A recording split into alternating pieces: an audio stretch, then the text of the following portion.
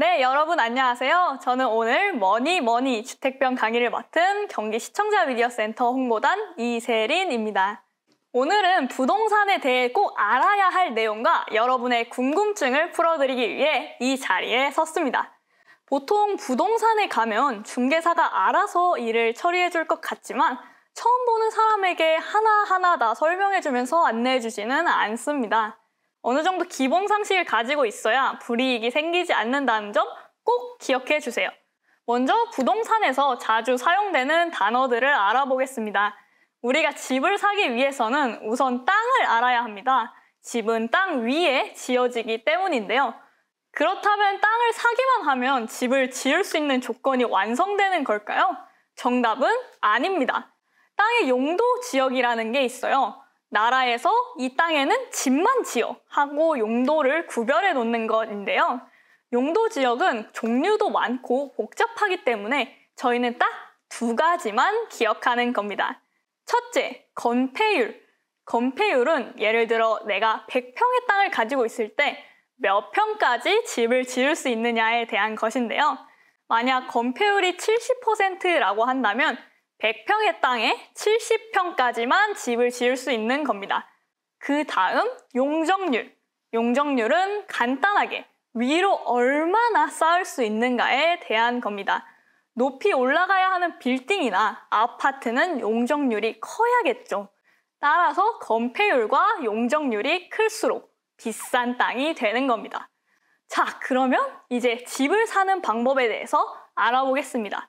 집을 사는 방법은 크게 4가지가 있어요. 분양, 매매, 경매, 재건축과 재개발의 입주권을 사는 방법인데 순서대로 이야기해 보겠습니다. 우선 분양.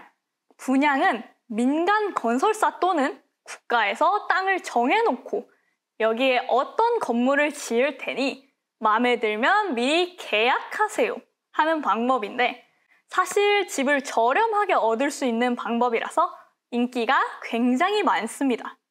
주로 청약에 의해서 분양이 이루어지는데 자세한 내용은 뒤에 설명드리겠습니다.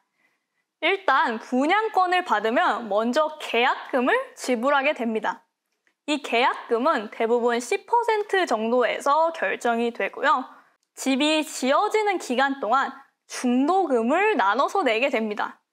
보통 2년 정도가 걸리게 되고 마지막 입주할 때쯤 잔금까지 치러져야 비로소 내 집이 되는 겁니다. 자, 이제 내 집이 생겼어요. 그런데 더 생활 환경이 좋은 곳에 집을 사거나 팔고 싶을 때 이제 매매가 이루어집니다.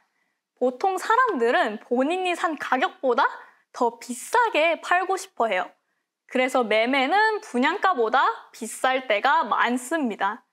또한 2년 이상 걸리는 분양보다 매매는 매우 짧은 기간에 이루어지기 때문에 본인이 가지고 있는 돈이 많아야겠죠. 매매도 똑같이 계약금, 중도금, 잔금 순으로 이어지는데 계약금만 낸 상태에서는 상대방이 해지를 요청할 수 있어요. 그러나 중도금을 냈다면 중도금이 얼마여도 상관은 없어요. 그러면 이제 해지가 불가능하게 됩니다. 때문에 이 집이 정말 사고 싶다. 그렇다면 빨리 중도금을 주는 것도 방법입니다. 자, 다음으로 경매입니다. 일반적으로 경매는 대출이 많이 나오는 편입니다. 예를 들어 서울 땡땡 지역 아파트 몇 층 몇 평을 30% 할인된 가격에서 시작하겠습니다. 하면 30% 할인된 가격에서 가장 높은 금액을 쓴 사람에게 판매가 됩니다. 보통은 10억짜리 아파트가 8억에 나왔을 때 8억보다 더 싸게 사려고 하기 때문에 그 밑 가격에서 거래되는 경우가 많습니다. 마지막으로 재건축, 재개발은 갖고 있는 아파트나 빌라가 낡아서 새로 다시 지을 때 그 새로 지은 아파트의 입주권을 받는 것인데요. 보통 기간이 매우 오래 걸려서 주택의 구매보다 투자의 목적이 큽니다. 자, 이제 대출을 알아볼 텐데요. 보통 집을 살 때 가지고 있는 돈이 충분하지 않을 때가 많잖아요. 그래서 집을 살 때 다음과 같은 대출 비율을 알아봐야 합니다. 자기가 대출을 받는다고 해서 나라가 이 돈을 다 대출해 주거나 은행이 이걸 다 지급해 주거나 하지는 않아요. 다음과 같은 비율에 따라서 대출 금액이 정해지게 됩니다. 첫째는 LTV. LTV는 주택담보대출 비율이에요. 집 가치에 대해서 얼마만큼 대출을 해주겠다는 뜻입니다. 두 번째는 DTI. DTI는 총 부채 상환 비율로 내가 대출을 갚는 원리금의 합이 소득의 일정 %를 넘으면 안 되는 것입니다. 한 달에 원리금을 300만 원 내야 하는데 내가 200만 원 버는 사람을 믿으면 당연히 어렵겠죠. 그래서 만들어진 규제입니다.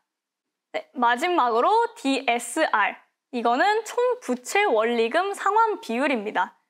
이건 본인이 갖고 있는 모든 부채가 소득을 넘으면 안 된다는 것입니다. 자, 이렇게 복잡하고 어려운 내용을 일반인이 완벽하게 이해하기는 어렵습니다. 정책이 자주 바뀌기도 하고요. 그래서 우리는 기본적인 내용만 알고 계산은 계산기에게 맡기는 게 가장 정확합니다. 인터넷에 부동산 계산기 .com을 검색하시면 관련된 내용을 쉽게 계산할 수 있습니다.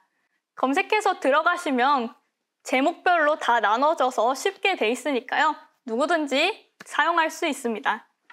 그리고 집을 구매할 때 꼭 알아봐야 할 것. 부동산에서 집을 계약하게 될 시 소유주 본인이 나오지 않을 수도 있습니다. 때문에 필수로 등기부 등본을 떼서 확인을 해야 하는데요.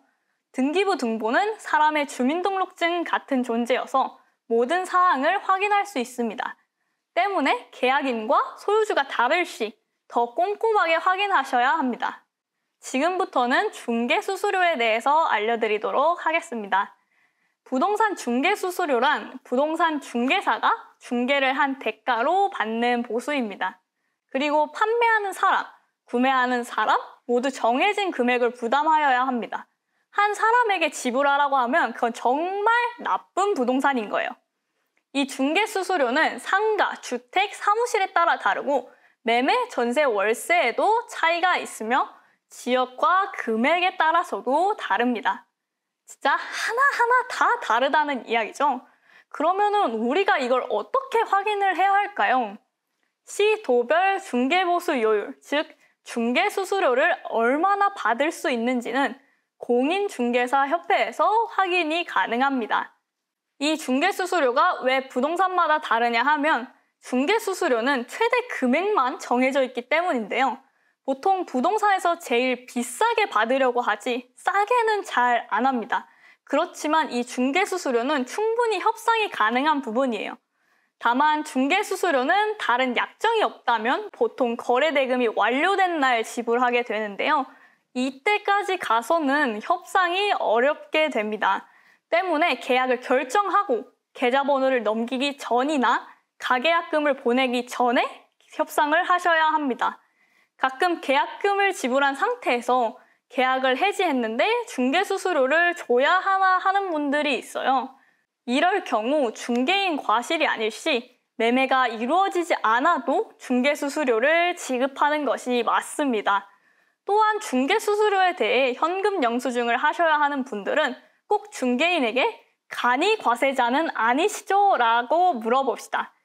현금 영수증은 부가가치세 10%를 부과할 수 있는데 이는 일반 과세자만 가능하기 때문입니다.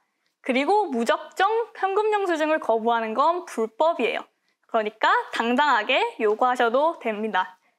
자, 오늘의 강의 하이라이트. 가장 저렴하게 집을 살 수 있는 청약에 대해 알아보겠습니다. 청약은 주택청약종합저축을 간단하게 부르는 말입니다. 청약을 왜 해야 하냐면 저기 아파트가 분양을 하네? 근데 내가 이 아파트가 갖고 싶어. 번호표를 뽑고 싶어. 이럴 때 번호표를 뽑을 수 있는 자격이 청약입니다.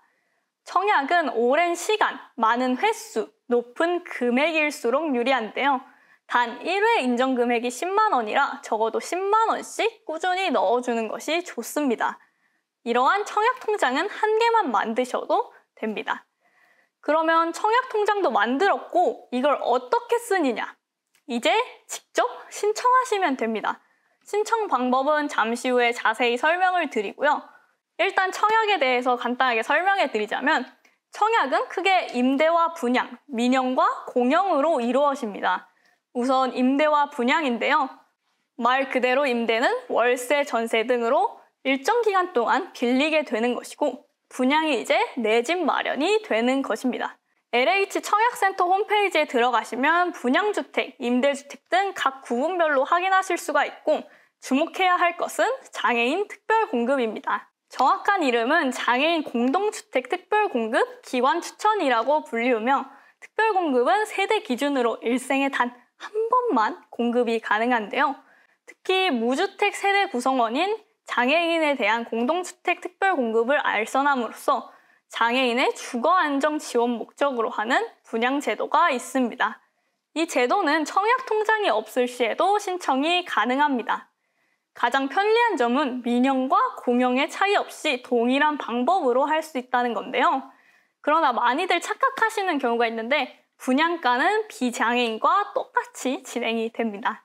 신청자 자격 요건을 보자면 신청자는 세대 구성원 중 주택을 소유하고 있는 자가 없어야 하며 해당 주택이 공급되는 지역에서 일정 기간 이상 거주하고 장애인 등록증을 발급받은 1급부터 6급까지 장애인에게 자격이 부여됩니다. 주택은 85제곱미터 이하, 9억 원 이하의 주택으로 제한됩니다. 가산점은 중증도, 무주택 기간, 세대원 중 장애 유무 등으로 구성되며 자세한 내용은 서울시 복지 포털에서 확인 가능합니다. 이 사이트는 경기도까지 포함되어 공지글이 올라오니까요. 자주 확인해 주시는 것이 좋습니다. 보이는 것은 실제 21년도 서울시 장애인 특별공급의 서류입니다. 딱 보기에 어려운 것은 없습니다. 이름과 주민번호, 주소 등 기본 인적사항이 들어가고 아까 말했던 가산점을 부여하기 위해 중증도와 세대원 장애 유무자가 있고요. 이제 무주택 세대 구성 기간을 적어야 하는데 조건이 3가지를 모두 충족하는 기간이어야 합니다. 첫 번째, 최초 장애 등록일 이후여야 합니다. 그리고 두 번째, 장애인이 만 19세가 경과한 이후여야 합니다. 마지막으로 주택을 소유하였던 세대 구성원이 그 주택을 매도한 이후여야 합니다. 이러한 사실을 입증하기 위해 가족 모두의 최근 10년간 지방세 세목별 과세 증명서를 전국 단위로 제출하여야 합니다. 이 서류는 가까운 구청이나 읍명동 행정복지센터에 가시면 발급받으실 수 있습니다. 나머지는 신청을 아파트와 크기, 서명을 하시면 마무리됩니다. 보기와 같이 제시된 서류들만 잘 준비한다면 신청은 어렵지 않습니다. 장애인 특별공급 알림 서비스를 희망하신다면 각 시별로 문자 또는 카카오톡 서비스를 시행하고 있습니다. 아까 말씀드린 서울복지 포털에서 카카오톡 알림을 설정하셔도 좋을 것 같습니다. 자, 여기까지 제가 알려드린 내용은 어떠셨나요? 집을 구매하지 않는다 하더라도 중개수수료 같은 부분은 전월세에도 똑같이 해당이 됩니다. 그러니 나중에 부동산 거래를 하시게 된다면 유익하게 사용하셨으면 좋겠습니다. 강의 들어주셔서 감사합니다.